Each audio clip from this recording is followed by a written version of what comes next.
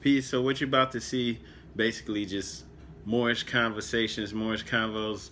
This is how we do all the time because this is how we live. We in it for real, for real. So it's not just for YouTube, but the internet. So peep that, peep the conversation and what's dropped, and see if you can learn something. Like for real, like I said, we're out here living it and just sharing our experience with you.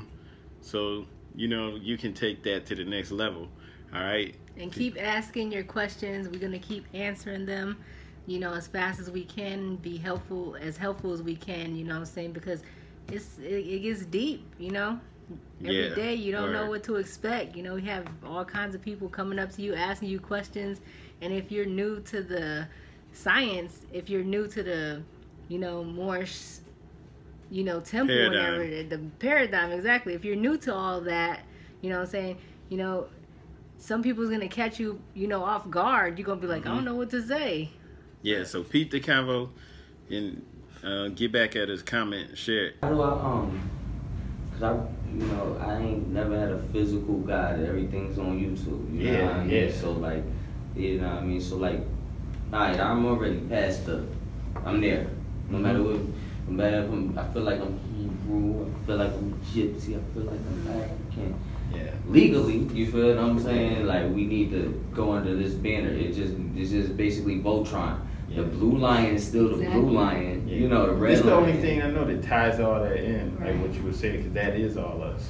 Yeah, that's what. It all is. But they guys divided. You feel what I'm saying? Like now that everybody is fake woke, you feel what I'm saying? It's like now they wanna.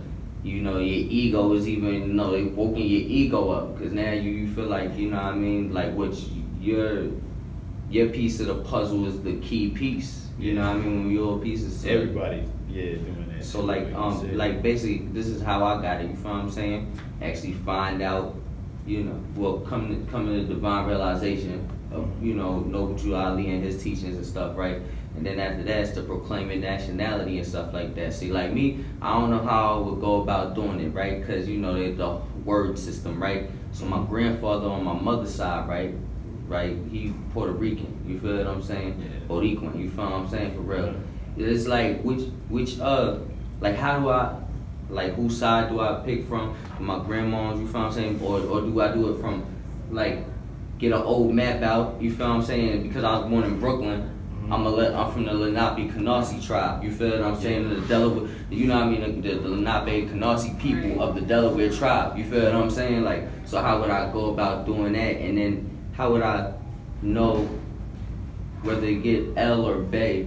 Because I was reading the five civilized tribes and the Seminoles today. You feel what I'm saying? I don't know if I got bloodlines to them, but it said the knowledgeable, the ones that work with astrology and stuff like that. And I feel like that's where I'm at, because I like doing yoga and look at like a lot of the Sanskrit Indonesian type cultures. That's what I feel like I awoke into, because it's like it's funny that in our past lives, you feel what I'm saying, we was all over. You feel what I'm saying? So we come in this like that's why you got women named Asia, women named Journey, because we was there. You was there in your past life or whatever. So it's like But not to cut you off, because we got like an hour just to answer what you were saying at first. Now I'm not trying to act like an expert, but there's been like at this point in time, we don't like even what you saying Puerto Rican. She's Puerto Rican Haitian. Okay. You know what I'm saying? Me from here. As far as I know. I have a grandmother from Japan. Okay, but just from that, like they were taking people from Jamaica, sending them up to Mississippi. Yeah. Puerto Rican person might be in Tennessee right now, and they family been in Tennessee for over 100, 200 years, because that was the internal slave trade was the biggest part that they don't really talk about, was just getting free people, like on that 12 Years a Slave movie, you seen that? Getting free people in Puerto Rico, and like to cause confusion, sending them to Jamaica, sending them to New Orleans, and then in New Orleans might wind up in Ohio. So we don't know. And so it's like and then we've been here for so long, and you even have people from Africa coming here and trade, setting up shop, actually becoming Americans, long before Christopher Columbus. At this point, we everything. Okay, so that's why at this point in 2018, thousands of years after the fact, you can choose L or Bay. Okay, because we're actually establishing the foundation for the future. We're bringing the nationality back. Yeah. So we pick the lineage. We pick it because it's all in us at this point in time. Right. Whatever resonates with you, because just like you said, you're drawn to certain things. It's because that's who you are. That's what you are. You feel me? Yeah. That's where your people from. That's where your ancestors. They're pointing you in these directions. Facts. Yeah, and it's like if your parents want it, okay, they got to choose. It's on you. You know what I'm saying? We're bringing it back, so we pick and choose, and even you can't go wrong either way because it's like probably all 5 tribes are in. Yeah, more than likely. And so like, okay, so that clears that up, and then peace, Islam. All right, peace. Can you tell what happened last week? We were leaving the study group. Okay, yeah, last week when we was leaving, so we having a conversation, we was chopping it up in the parking lot or whatever, and L had his fez on, so it's like this 90-year-old dude, white dude, you feel what I'm saying? You know what I mean? Like veteran, he had the veteran hat on, he had an air machine on, and old white people, you know what I mean, with an air machine, I would suspect them to want to get home. It was hot outside, you might die, you know what I mean? But he like made it a point to stop and said, oh yeah, like you the Moors? He's like, yeah, I'm a Shriner. I've been a Shriner for 30, because they gotta be a Shriner for 30, 50 years. Right. See, we different. We don't gotta study 30, 50 years, something we innately to be or whatever. And he was just like, yeah, man, he started talking about all this love. He's like, we just need to settle our differences, and he was talking real. I'm talking about like he looked like a Confederate, right. Like he got a flag at home, but you know what I mean, he was a veteran, you wouldn't expect him, but he like stopped us and knew exactly who we were. Well, you know what I mean, y'all was dressed and stuff like that, but he stopped and gave respect, like he looked at his father and his mother. You know what I mean? Like, oh shit, this is the parent the gods have returned. Like, you feel what I'm saying? And also, it was crazy. It was just crazy. It was crazy when I saw that, because I watched YouTube videos and I seen certain, they was able to get certain things off, and some people wasn't or whatever, and some people recognized.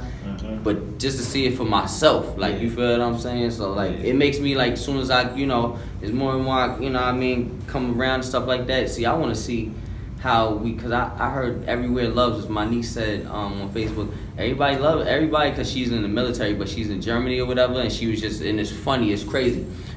So I just came awoke or whatever, right? And tell me why I think she celebrated her birthday in Morocco. On a camel. I'm like, do she know? On a camel. Yeah, like, do she know she had the garb on and everything? Yeah. So I wonder, like, what I mean, whenever I get to see her, I wonder how, I'm gonna ask her, like, how did the people treat you? Right? Like, you feel what I'm saying? And stuff like that. And when they found out you was from America, and how did they treat you? And stuff like that. And I know it's different around the world, you feel what I'm saying? Because, like I was watching Miracle at St. Anne. It was about the black platoon that made it so far in the Hitler's on the other side and got the bombs to drop, whatever. It was an all black platoon. But the way that because they was in Italy, the war was in Italy, it was in that part, and it was crazy how the women just loved the men because they was black. You feel what I'm saying? And then the little boy had sort of big black dude. He was like basically called him like a chocolate angel guard or something like that. You feel what I'm saying? You said this was a movie? Yeah, Miracle at St. Anne, Spike Lee joint. Yeah.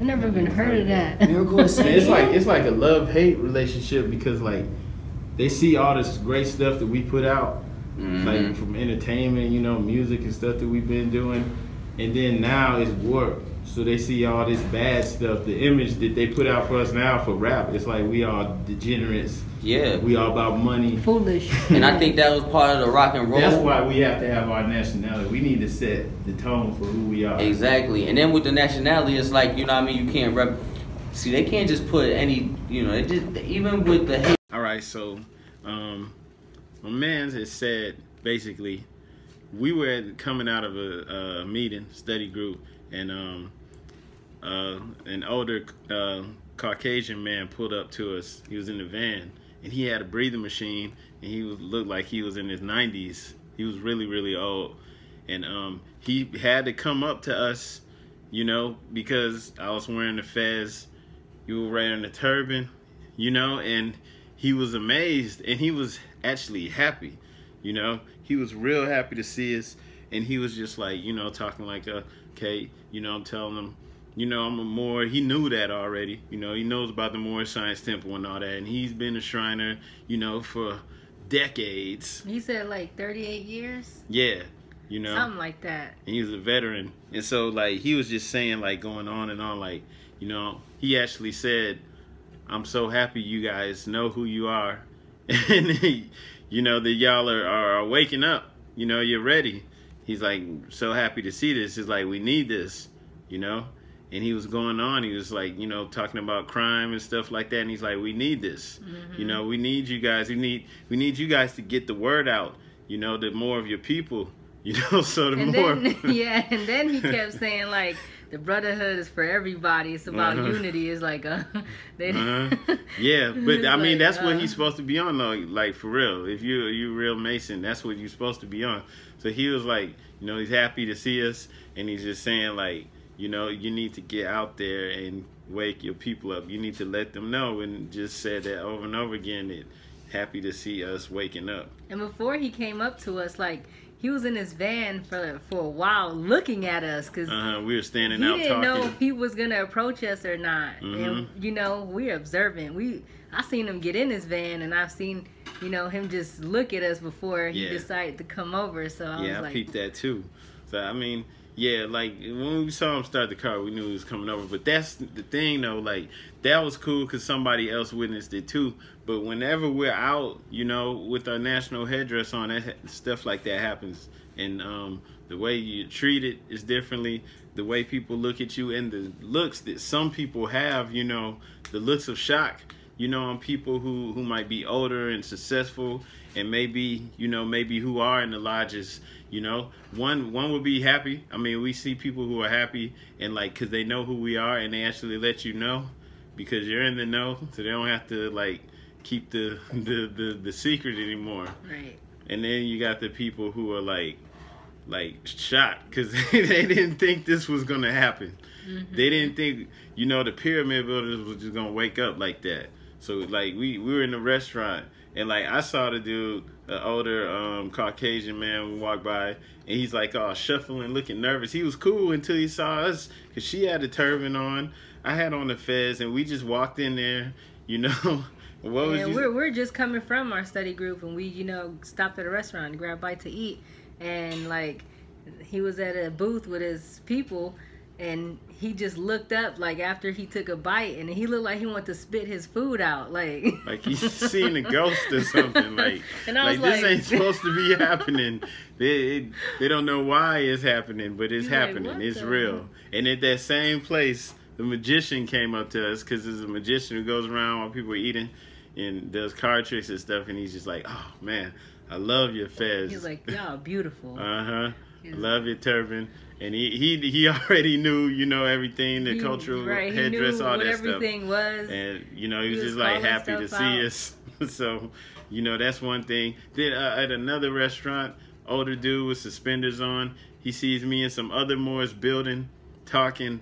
He sees some of the, like, the movements that we're making. Yeah, the greetings, they look Masonic to him. So he, you know, he was just staring at us the whole time. And I looked at him, and his jaw was open, like this. And this is another guy who's like over 70, maybe even in his 80s, you know. So it's a good chance he's up in the lodge and he knew who we were, and he was just shocked, you know, because, you know, it's like being in Morocco or something, you know. This is what some people do in secret. They play dress up and wear our stuff, you know. So they're actually seeing us out here waking up. It's not like we were getting taught this stuff in school. It's not like they were trying to tell us, you know. So it's a whole new ball game when you're out here and you're a proper person, and yet carrying yourself how you're supposed to, and when you know who you are, okay? Because I've heard people say, there was one guy who said, basically he was talking to someone, come to find out dude was a senator, you know, and he saw him with his fez on, and the guy told him, yeah, he's a Moor, and he's like, wow, yeah, he's, you know, saying he's indigenous to the land, and the guy just agreed with him. He's like, yeah, well, I'm glad you guys know who you are now, you know, and he was a senator. I didn't witness it, but stuff like that happens to me too, happens to you, so we know it's true. And it's crazy, like, if anyone's still out there you know, wavering on the fence. You don't know which way to go. You don't know what's true. I mean, look, it's not a secret. I mean, the secret's out now. And for all you Moors watching this, wear your fezzes, wear your turbans out in public, and, you know, just kind of record, you know what I'm saying, like, your interactions with people, how people treat you, what people walk up to you and say. It's amazing.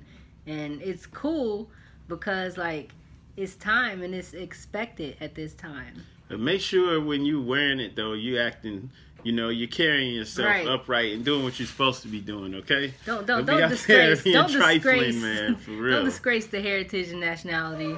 Yeah, you know? But if you're out there conducting yourself proper, noble, the people recognize it, because it's like the royalty of the planet is waking up, okay?